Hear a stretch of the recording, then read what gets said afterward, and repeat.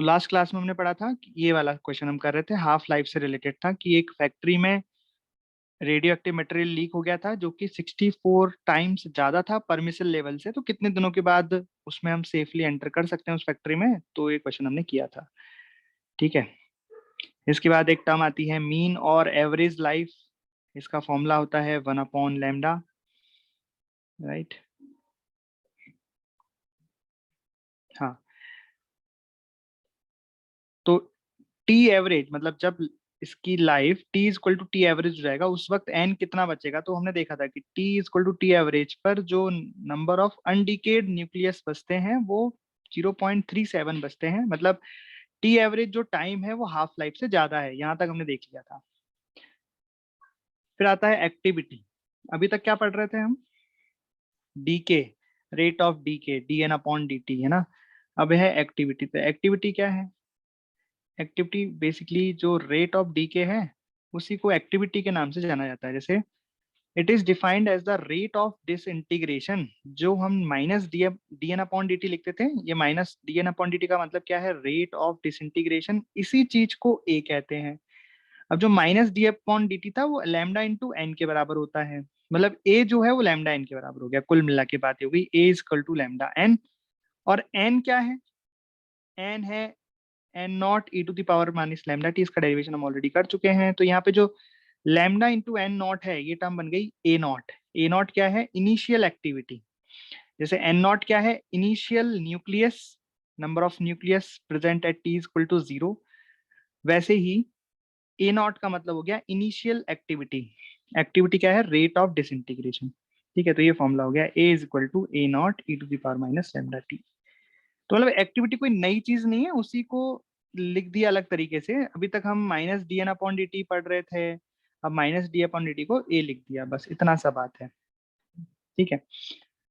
Units of activity, इसकी units हैं। तो अलग अलग साइंटिस्टों ने इनकी खोज की थी, इनके बारे में बताया था, लोगों को समझाया, तो उन्हीं के नाम पे अलग अलग यूनिट बना दी हैं। जैसे बैकरेल, क्यूरी, रदरफोर्ड, है ना। तो 1 बैक्यूरेल बराबर 1 डिसइंटीग्रेशन पर सेकेंड। एन बैक्यूरेल, 1 बैक्यूरेल का मतलब होता है कि एक न्यूक्लियस डिसइंटीग्रेट हो गया 1 सेकंड में, या 1 डीके पर सेकंड। 1 क्यूरी बराबर है 3.7 into 10 to the power 10 disintegration पर सेकंड। इतने सारे डिसइंटीग्रेशन पर सेकंड, इसका मतलब ये भी लिख सकते हैं। 1 मिली क्यूरी बराबर 37 रदरफोर्ड। ये आरडी देखो मैंने यहाँ पे छोटे टर्म लिख दिए हैं। बैक्यूरेल को शॉर्ट में बीक्यू लिखते हैं, क्यूरी को सीआई लिखते हैं, रदरफोर्ड को आरडी लिखते हैं। तो 1 milli curie is equal to 37 rd. कुछ मतलब चेंजेस हैं, मतलब कन्वर्जन है एक यूनिट से दूसरे यूनिट में, तो थोड़ा याद रख सकते हैं। बाकी ऐसी कोई बहुत ज्यादा, देखो बताया था इसमें, एक दो ये वाला याद रख लो बस। एक आप ये याद रख लो, एक क्यूरी और डिसइंटीग्रेशन वाला याद रख लो, बस इतना काफी है। बाकी तो फिर एक ये भी रख लो, देख लो याद रह जाए सारे तो अच्छी बात है ना। अच्छा, स्पेसिफिक एक्टिविटी किसको बोलते हैं? एक्टिविटी पर gram of substance.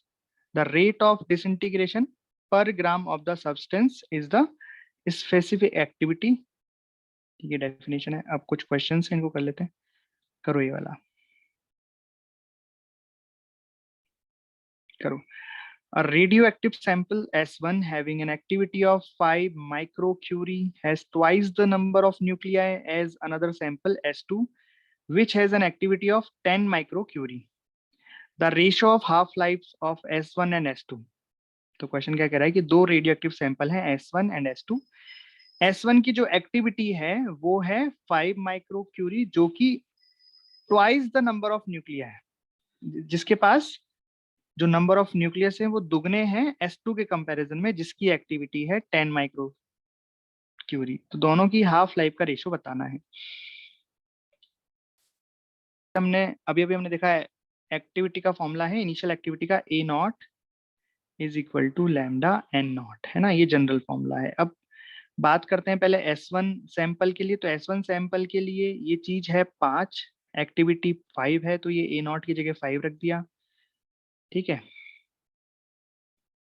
Lambda one की जगह लैम्डा वन, दो अलग अलग सैंपल हैं तो उनके डी के कांस्टेंट अलग अलग होंगे, तो लैम्डा वन की जगह लैम्डा वन रख दिया, ए नॉट की जगह 5 रख दिया। अब इसमें क्या रखा है कि जो नंबर ऑफ न्यूक्लियस हैं वो इस S1 में दुगने हैं, मतलब इसमें हम मान लेते हैं 2n0 है, तो दूसरे वाले में कितने हो जाएंगे λ2n0। इस तरीके से दोनों चीजें हमने लिख दी इस वाले फॉर्मूले से, ये S1 सैंपल के लिए और ये S2 सैंपल के लिए। तो ये चीज हमको गिवन है, देखो ये चीज गिवन है 5 और 10, इनका रेशो गिवन है कि ये दुगने हैं, इससे λ1/λ2 का रेशो निकालना है, तो आ गया λ1/λ2 का रेशो 1/4।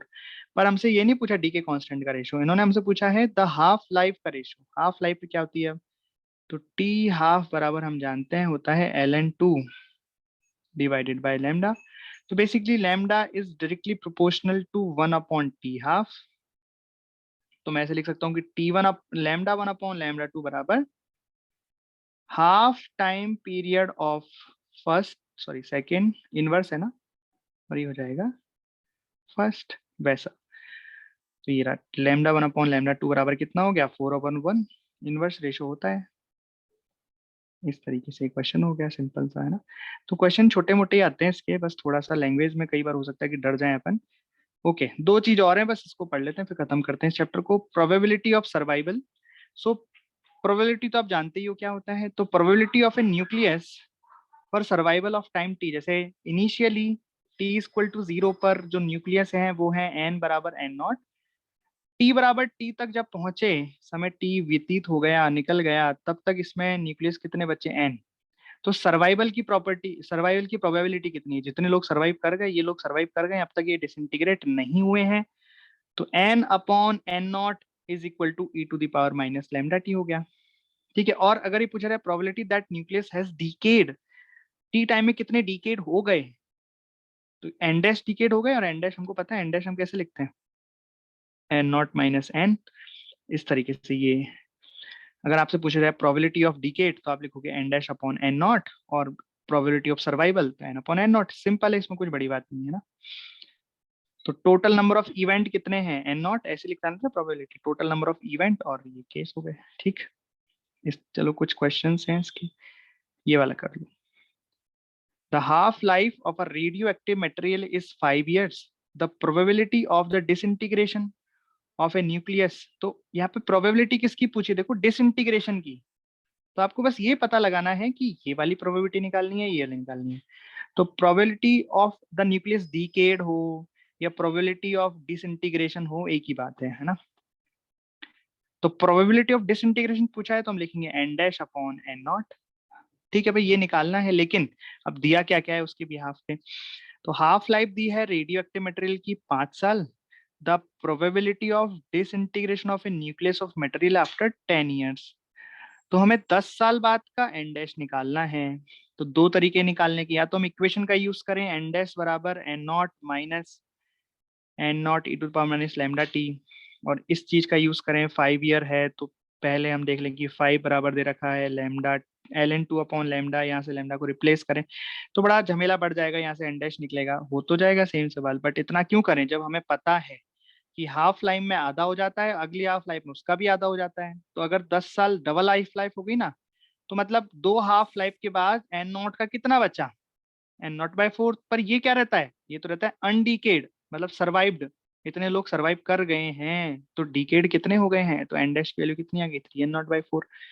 तो हमने यहाँ लिखा 3n0/4 divide by n0, answer आ गया 3/4। तो एक और क्वेश्चन जल्दी से देख लो। A sample of contains large number of nuclei, the probability that nucleus in sample with decay after 4 half lives. तो यहाँ प्रोबेबिलिटी ऑफ डीकेड की निकालनी है ना। तो 4 हाफ लाइफ्स के बाद कितने बचेंगे, n0/16 बचेंगे। तो n डैश मतलब जो डीके हो जाएंगे वो कितना आएगा 15 n0/16। तो आंसर आ जाएगा प्रोबेबिलिटी का 15/16। इसके अलावा दो छोटे छोटी सी चीजें और होती हैं, एक सक्सेसिव डिसइंटीग्रेशन एंड एक ये वाला साइमल्टेनियस डिसइंटीग्रेशन। तो इसमें क्या है, इसमें बेसिकली सक्सेसिव का मतलब है कि एक रेडियो एक्टिव है, उससे डीके होके बी बनता है, बी भी रेडियो एक्टिव है, उससे डीके होके सी बनता है। इस तरीके से सक्सेसिव मतलब एक के बाद एक। तो इसमें ए से बी तक का जो डीके कांस्टेंट है वो λ1 है, बी से सी तक का जो डीके कांस्टेंट है वो λ2 है। तो बेसिकली यहाँ पे ये पूछा जाता है सवाल, जो सबसे फेवरेट सवाल बनता है यहाँ पे वो ये होता है कि बी मतलब नेट रेट ऑफ फॉर्मेशन और रेडियो एक्टिव इक्विलिब्रियम कब आएगा, तो वो रिलेशन आपसे पूछा जाता है इक्विलिब्रियम का। मतलब देखो हो क्या रहा है, यहाँ पे बी यहाँ पे बन भी रहा है, ए से बी हो रहा है ना, इसलिए बी का फॉर्मेशन भी हो रहा है, लेकिन बी सी में डिसइंटीग्रेट भी हो रहा है। मतलब बी यहाँ पे बन भी रहा है और कम भी हो रहा है। कुछ ऐसे मान सकते हो कि एक टंकी है, टंकी में छेद है, ऊपर से पानी आ भी रहा है और जा भी रहा है। तो एक एक मोमेंट ऐसा आता है जब टंकी में पानी स्टेबल हो जाता है, राइट। वो कब होगा, जब आने की दर और पानी आने की दर और पानी बाहर निकलने की दर रेट सेम हो जाएगी। वैसा ही कुछ यहाँ हो रहा है। तो इनिशियली देखो, तो यहाँ पे सबसे पहले मैं लिख रहा हूँ, इनिशियली ए ही था केवल, तो ए से बी बन रहा था, तो ए के डिसइंटीग्रेशन की दर, rate of disintegration of A कितनी है, minus D N A upon D T. या फिर इसको मैं ऐसे ही बोल सकता हूँ कि rate of formation of B, तो यहाँ माइनस नहीं लगाऊंगा क्योंकि बी फॉर्म हो रहा है, तो D N we upon D T that is lambda, lambda one into N A, lambda one into, ये क्या है, लॉ ऑफ डिसइंटीग्रेशन है ना।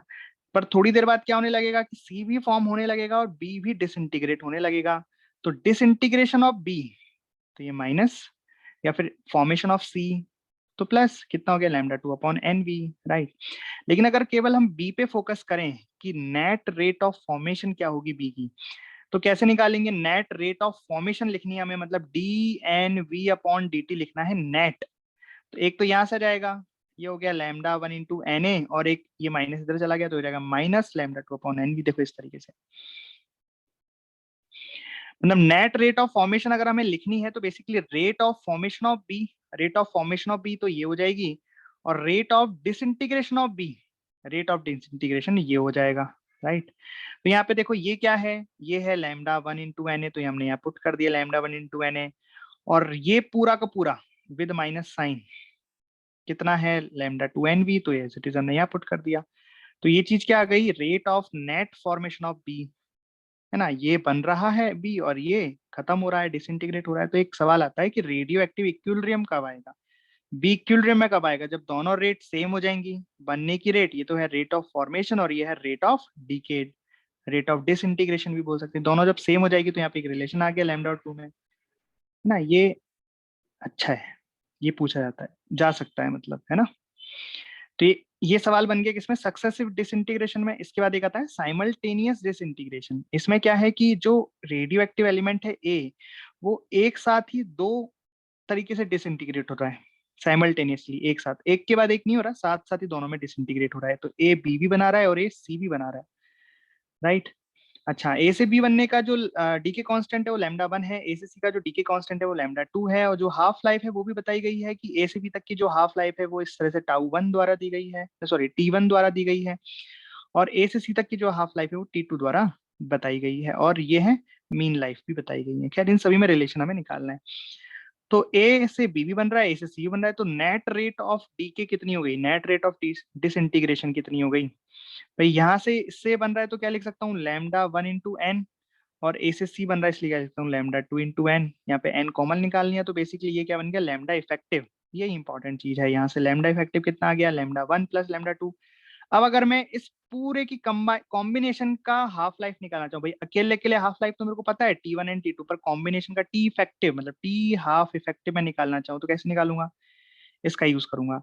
लैम्डा इफेक्टिव की जगह मैं क्या लिख सकता हूँ, L N two upon T half effective, half life effective. इसकी जगह ये लिख दूंगा, इसकी जगह ये लिख दूंगा, एल एन टू से एल एन टू से एल एन टू कट गया, तो टी इफेक्टिव कितना आ गया, T one T two upon T one plus T two. ये टी वन टी टू क्या है, half life of separate separate reaction. Effective half life ये आ गई T one T two upon T one plus T two. Lambda effective कितना आ गया, lambda one plus lambda two. वैसे ही मीन लाइफ इफेक्टिव भी कितनी आ जाएगी, वो कैसे आई, यहाँ पे इसको फॉर्मूला हम जानते हैं ना, one upon lambda T average बराबर, तो लैम्डा बराबर लिख सकता है one upon T average, T average है टाउ वन, तो वो भी इस तरीके से ही आ गया।